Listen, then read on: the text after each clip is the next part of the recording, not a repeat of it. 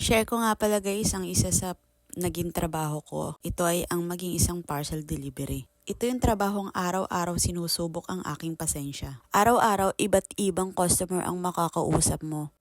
Araw-araw, ibang lugar, ibang rota. At syempre, araw-araw din na excitement.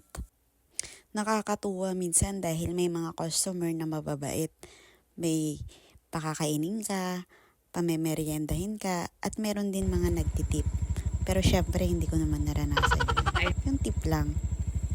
Hindi rin mawawala ang ma-short ka, na mali ka ng sukli, nalito ka, o kaya may mga customer na nagko-complain dahil sira ang kanilang item.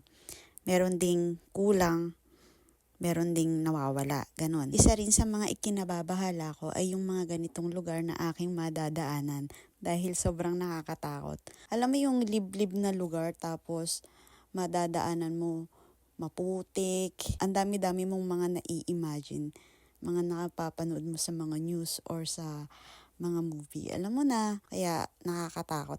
Isa rin to sa mga na-experience ko ang dumaan sa maputik, matubig na lugar, bako-bako.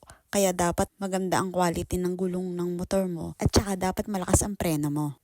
At saka syempre, i-check mo sa araw-araw bago ka pumasok ng trabaho ang kondisyon ng motor mo kung okay ba para iwas aberya. Heto na nga at second to the last na paghahatiran ko ng item o ng parcel.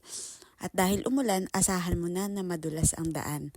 Tapos, ganito pa yung lugar.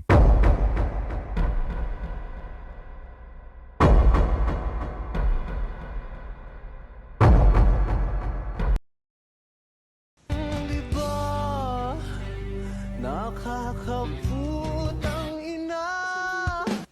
Meron pa ba ibang daan? Saan po? Pababa. Asa?